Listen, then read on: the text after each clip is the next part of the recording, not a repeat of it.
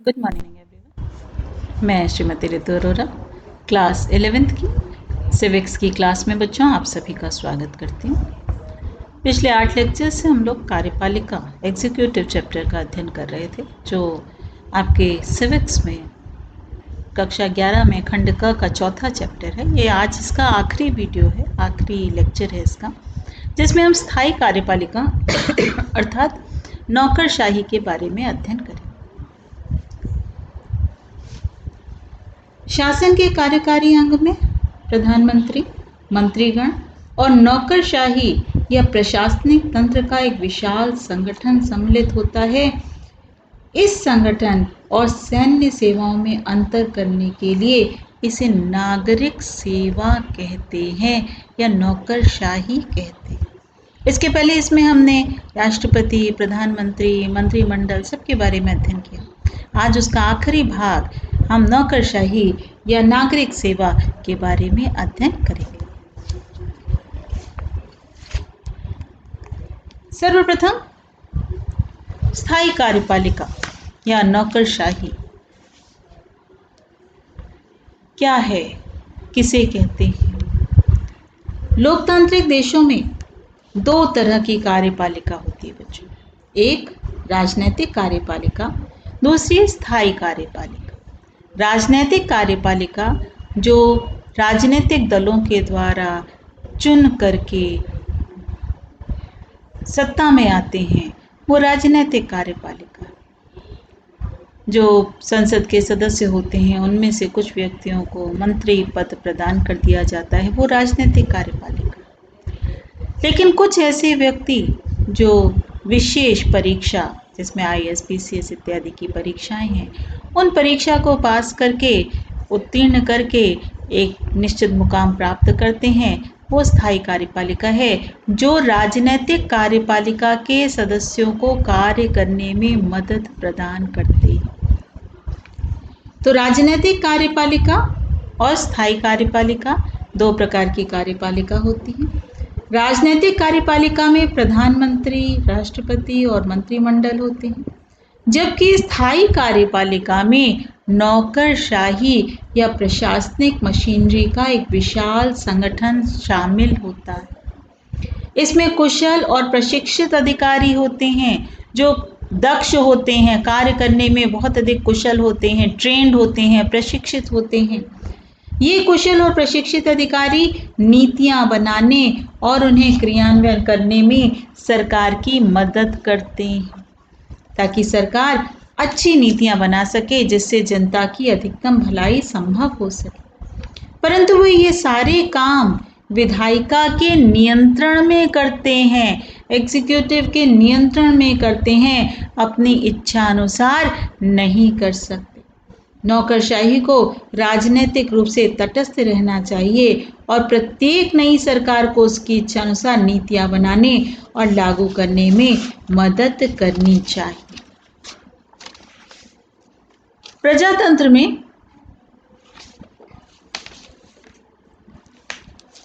यह संभव है कि कोई राजनीतिक दल चुनाव में हार जाए तो नई सरकार जो भी आए वो पिछली सरकार की नीतियों के स्थान पर नई नीतियां अपनाना चाहिए। तो ऐसे समय में इस प्रशासनिक तंत्र या नौकरशाही का दायित्व बहुत अधिक बढ़ जाता है, जिम्मेदारी बहुत अधिक बढ़ जाती है कि वे नई सरकार को उनकी नीतियां बनाने और उसे लागू करने में हर संभव सहायता दें। सरकार के स्थायी कर्मचारी के रूप में कार्य करने वाले प्रशिक्षित और प्रवीण अधिकारी नीतियों को बनाने और उसे लागू करने में मंत्रियों का सहयोग प्रदान करते हैं। सरकार के स्थायी कर्मचारी के रूप में कार्य करने वाले प्रशिक्षित और प्रवीण अधिकारी नीतियों को बनाने और उसे लागू करने में मंत्रियों का सहयोग करते।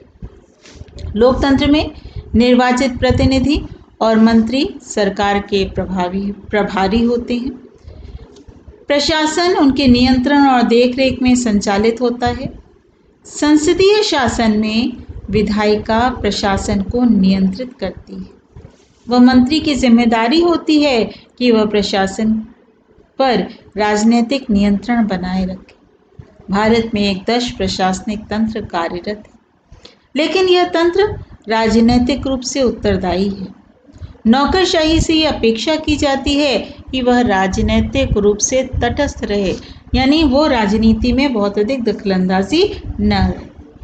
उसका आशय क्या है कि नौकरशाही नीतियों पर विचार करते समय किसी भी प्रकार के राजनीतिक दृष्टिकोण का समर्थन नहीं करेगी।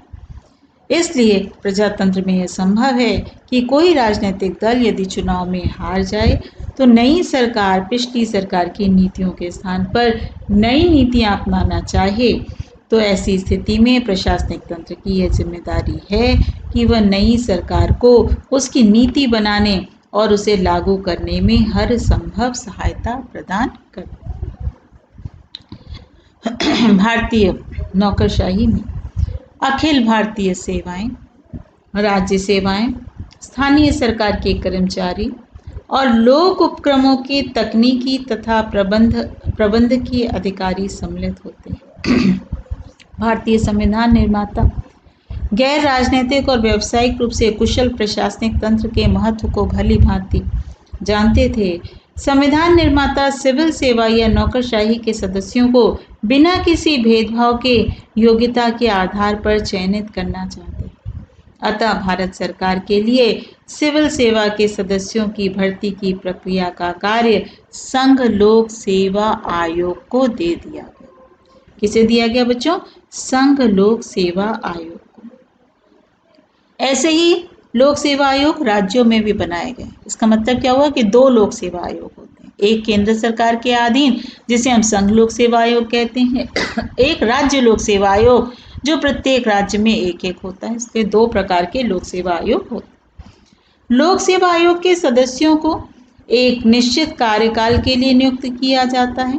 इन्हें सर्वोच्च न्यायालय के न्यायाधीश के जांच के आधार पर ही निलंबित अथवा अपदस्थ किया जा सकता है। जैसे बच्चों राजनीतिक दल के सदस्य जो मंत्री चुने जाते हैं वो केवल 5 वर्ष के लिए चुने जाते हैं और 5 वर्ष तक अपना कार्य करके पुनः निर्वाचन होता है, पुनः नए संसद सदस्य और मंत्री चुन लिए जाते हैं।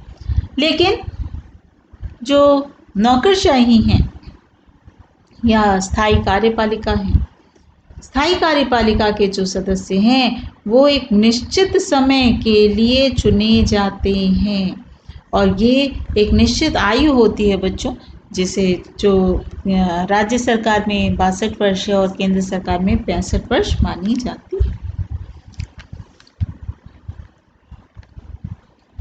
दक्षता और योग्यता को दृष्टिगत रख के इनकी नियुक्ति की जाती है, लेकिन संविधान यह भी सुनिश्चित करता है कि पिछड़े वर्गों के साथ साथ समाज के सभी वर्गों को सरकारी नौकरशाही के रूप में कार्य करने का अवसर प्राप्त है। इस उद्देश्य के लिए संविधान अनुसूचित जाति और आदिवासियों के लिए आरक्षण की व्यवस्था करती है। कालांतर में महिलाओं और अन्य पिछड़ी जातियों को भी आरक्षण दिया गया। इन प्रावधानों से यह सुनिश्चित होता है कि नौकरशाही में सभी समूहों का प्रतिनिधित्व होगा और सामाजिक असमानताएं सिविल सेवाओं की भर्ती के मार्ग में किसी प्रकार की बाधा नहीं बनेगी। तो 2 प्रकार के लोक सेवा आयोग होते हैं बच्चों, मैंने अभी बताया। एक संघ लोक सेवा आयोग, दूसरा राज्यों के लिए अलग आयोग की व्यवस्था की जाती है। तो अगर हम इसकी परिभाषा दें, एनसाइक्लोपीडिया ब्रिटानिका के अनुसार ब्यूरो अथवा विभागों में प्रशासकीय शक्ति के केंद्रित होने और राज्य के क्षेत्राधिकार से बाहर के विषयों में भी अधिकारियों के अनुचित हस्तक्षेप को व्यक्त करता है। मैक्स वेबर ने नौकरशाही को प्रशासन की एक ऐसी व्यवस्था माना जिसकी विशेषता है विशेषज्ञता, निष्पक्षता और मानवता का अभाव। तो इन आधारों पर हम ये कह सकते हैं कि लोकशाही के प्रति एक गलत तस्वीर आज समाज के समक्ष आती है। आज लोकशाही का उत्तरदायी पूर्ण और प्रतिनिधिपूर्ण स्वरूप शंकाओं से ग्रसित है, जिन्हें पुनः प्राप्त करने का प्रयास किया जा रहा है ताकि समाज के विकास में किसी प्रकार का कोई अवरोध उत्पन्न न हो। अब हम लोग जानेंगे नौकरशाही की विशेषताएं। भारत में या वर्तमान भारतीय नौकरशाही में अखिल भारतीय सेवाएं, अभी मैंने बताया आपको, प्रांतीय अखिल भारतीय सेवाएं हैं, प्रांतीय सेवाएं हैं और स्थानीय सरकार के कर्मचारी और लोक उपक्रमों के तकनीकी और प्रबंधकीय अधिकारी इसके अंतर्गत शामिल होते हैं।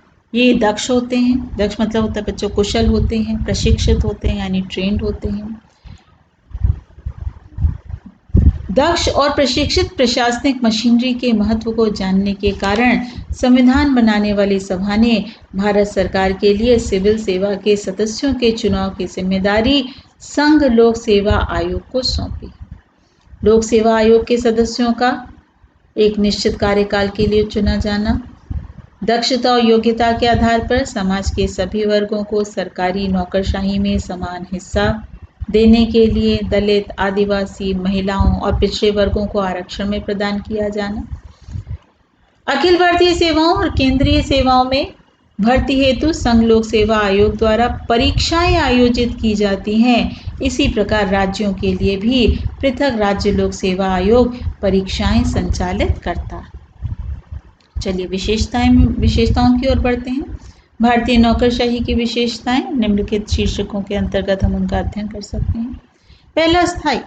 लोक सेवा के सदस्य स्थायी रूप से अपने पदों पर आसीन रहते हैं।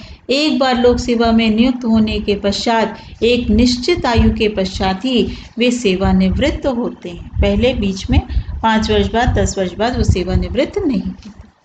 दूसरा, तटस्थता। ये बहुत खास विशेषता है बच्चों, तटस्थता। तटस्थ मतलब होता है हम किसी के पक्ष में नहीं हैं, तटस्थ हैं। जो नौकरशाही के सदस्य तटस्थ रहकर अपना कार्य करते हैं, राजनीतिक या किसी भी पार्टी से उनका कोई मतलब नहीं होता, वे राजनीतिक दलबंदी में सक्रिय भाग नहीं लेते हैं, वे राजनीतिक आंदोलन व निर्वाचन में संलग्न नहीं होते हैं, सरकार चाहे किसी भी दल की हो, उनका कार्य मात्र उनको उनकी बनाई नीतियों को क्रियान्वित करना होता है। तीसरा है व्यावसायिक व दक्ष। भारतीय नौकरशाही व्यावसायिकता तथा दक्षता के आधार पर उनका चयन होता है। इसमें अखिल भारतीय सेवाएं, प्रांतीय सेवाएं, स्थानीय सरकार के कर्मचारी, लोक उपक्रमों के तकनीकी एवं प्रबंधकीय अधिकारियों का चयन शामिल है। इनके चुनाव की जिम्मेदारी संघ लोक सेवा आयोग की है, जो इन्हें निश्चित कार्यकाल हेतु चुनती है तथा उच्चतम न्यायालय के न्यायाधीश द्वारा जांच के पश्चात ही इन्हें इनके पद से हटाया जा सकता है। चौथा है समानता पर आधारित। लोक सेवा में दक्षता व योग्यता के आधार पर ही इनकी नियुक्ति की जाती है, परंतु संविधान यह भी सुनिश्चित करता है कि पिछड़े वर्गों के साथ साथ समाज के सभी वर्गों को नौकरशाही का हिस्सा बनने का अवसर मिले। इसलिए संविधान में दलित व आदिवासियों हेतु आरक्षण की व्यवस्था की गई। बाद में महिलाओं तथा अन्य पिछड़ा वर्ग को भी आरक्षण प्रदान किया गया है। इन प्रावधानों से नौकरशाही में सभी वर्गों का प्रतिनिधित्व सुनिश्चित हुआ। लास्ट है केंद्रीकृत। भारतीय संघ लोक सेवा आयोग द्वारा चयनित भारतीय प्रशासनिक सेवा और भारतीय पुलिस सेवा, भारतीय प्रशासनिक सेवा को कहते हैं IAS और भारतीय पुलिस सेवा को IPS के लिए उम्मीदवार प्रांतीय सत्ता पर शीर्षस्थ नौकरशाही की रीढ़ होते हैं। किसी जिले का कलेक्टर उस जिले की सरकार का सबसे महत्वपूर्ण अधिकारी होता है। तो जिले का सबसे बड़ा अधिकारी कौन होता है? कलेक्टर होता है। उसकी नियुक्ति केंद्र सरकार के द्वारा होती है तथा वह उसकी सेवा शर्तों में ही नियंत्रित होता है। वे केंद्र सरकार की सेवा में वापस जा सकते हैं। केवल केंद्र सरकार को ही यह अधिकार होता है कि वह उसके खिलाफ अनुशासनात्मक कार्यवाही कर सके।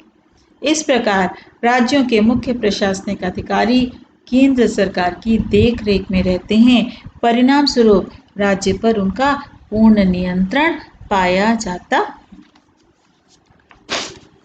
तो भारतीय, अभी मैंने बताया प्रशासनिक सेवा यानी IAS और भारतीय पुलिस सेवा IPS। इनके लिए उम्मीदवारों का चयन बच्चों कौन करता है? संघ लोक सेवा आयोग करता है।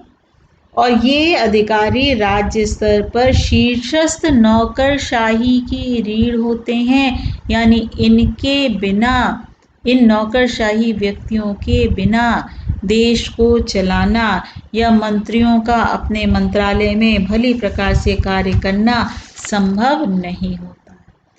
जैसे जिले का जो सर्वोच्च व्यक्ति होता है जिलाधिकारी होता है।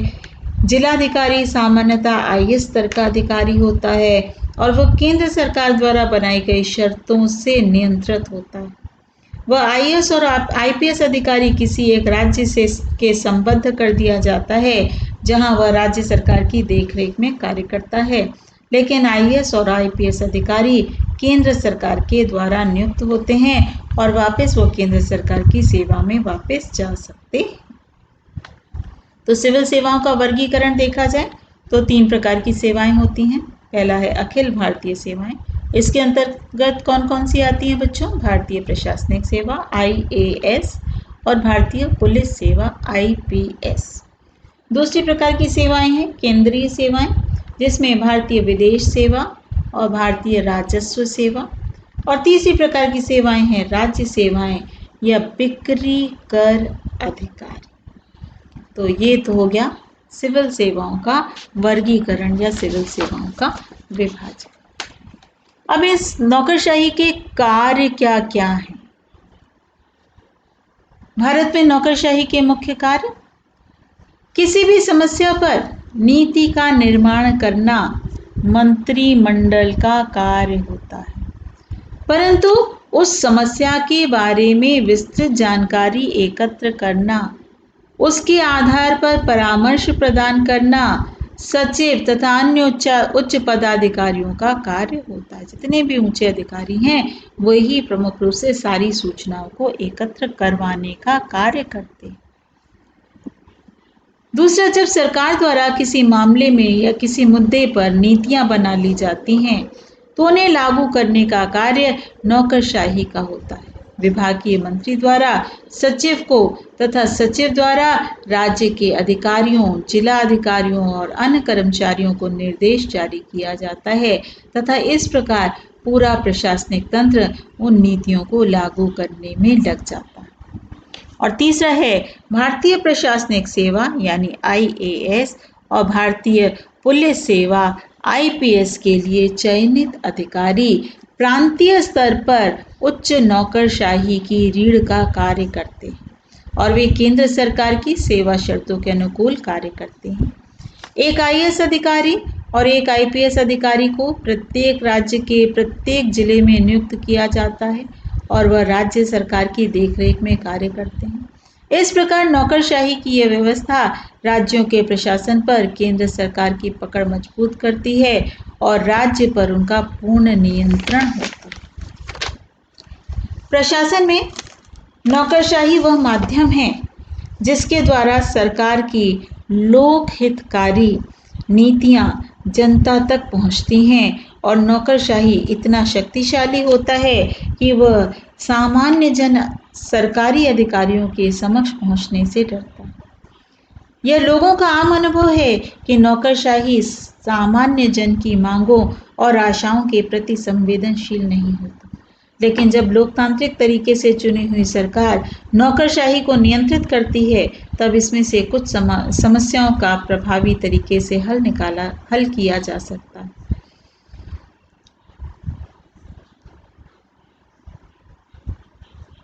यह भी अनुभव किया गया कि जनता के प्रति नौकरशाही को उत्तरदायी सुनिश्चित करने के लिए पर्याप्त प्रावधान नहीं हुए हैं। पर आशा की जाती है कि सूचना का अधिकार जैसे कदम नौकरशाही को और अधिक उत्तरदायी और संवेदनशील बनाने में मदद कर सकते हैं।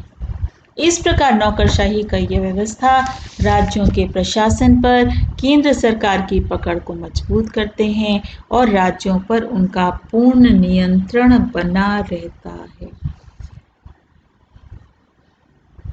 नौकरशाही की कुछ कमजोरियां भी पाई जाती हैं, जैसे अधिक राजनीतिक हस्तक्षेप के कारण नौकरशाह राजनीतिज्ञों के हाथ की कठपुतली बन जाते हैं। नौकरशाही के शक्ति संपन्न होने के कारण आम आदमी सरकारी अधिकारियों तक पहुंचने से डरता है। नौकरशाही आज जनता की मांगों और आशाओं के प्रति संवेदनहीन होते हैं और जनता के प्रति नौकरशाही के उत्तरदायित्व को स्पष्ट करने के लिए पर्याप्त प्रावधानों का अभाव। यदि नौकरशाही को मजबूत बनाना है तो इन कमजोरियों को दूर करना अति आवश्यक है, तो तभी अधिक प्रभावी ढंग से नौकरशाही कार्य कर सकेंगे और देश को मजबूत कर सकेंगे, देश का विकास करने में सहायक हो सकेंगे। तो ये था बच्चों आपका पूरा चैप्टर एग्जीक्यूटिव या कार्यपालिका, यानी दोनों प्रकार की कार्यपालिका के बारे में हमने पढ़ा। पहले जो हमने राष्ट्रपति, प्रधानमंत्री, मंत्रिमंडल पढ़ा, जो अस्थायी कार्यपालिका, स्थायी नहीं रहती, एक समय के लिए रहती है, 5 वर्ष के लिए रहती है। उसके बाद नई कार्यपालिका आ जाती है और दूसरा स्थायी कार्यपालिका यानी नौकरशाही के बारे में हमने पढ़ा। तो इस प्रकार ये आज आपका पूरा चैप्टर कंप्लीट हो गया है। कौन सा बच्चों? कार्यपालिका या एग्जीक्यूटिव। आज जितना समझाया है इससे संबंधित महत्वपूर्ण प्रश्न। भारतीय नौकरशाही में कौन कौन सम्मिलित है? दूसरा, नौकरशाही की प्रमुख विशेषताओं का उल्लेख कीजिए। तीसरा, स्थायी कार्यपालिका नौकरशाही का क्या अर्थ है?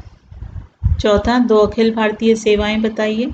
और 5वां, नौकरशाही के कार्य बताइए। अगर आपने मेरा लेक्चर सुना है तो आपको ये 5 प्रश्न बहुत ही आसानी से अवेलेबल हो जाएंगे, समझ में आ जाएंगे, उसमें कोई भी दिक्कत वाली बात नहीं।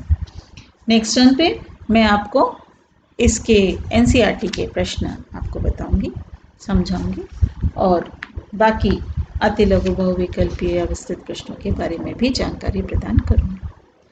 तब हम नेक्स्ट चैप्टर शुरू करेंगे, लेजिस्लेटिव या विधायिका। ये हम नेक्स्ट टर्न पे प्रारंभ करें। आज के लिए इतना ही बच्चों, थैंक यू।